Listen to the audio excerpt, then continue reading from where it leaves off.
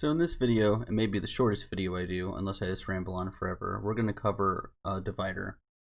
Now, if you looked at my list video, you've already seen a divider used already, but this is it in its most atomic form.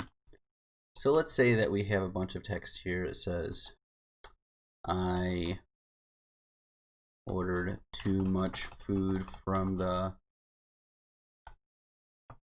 Hibachi Grill place last night, which I did.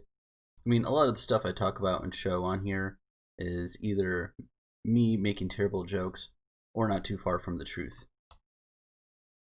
So I ordered too much food from the Hibachi Grill place last night. And let's just say I'm doing a stream of consciousness thing here. We come in here, slap a divider in, and let's add this here.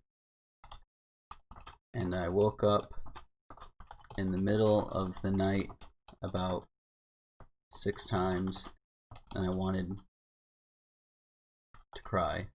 Don't overeat before you go to bed, by the way.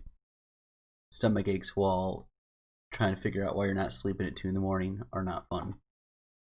So what we see here is we have the first paragraph tag, we have the divider, and then we have this second paragraph tag right here.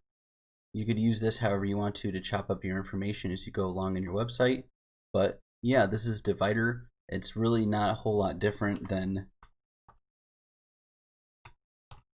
this tag right here. But we see this one is a little bit lighter.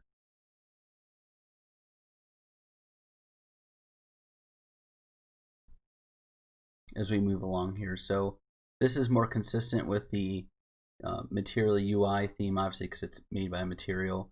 But you could think of it logically very similar to this horizontal tag right here, and that's essentially dividers.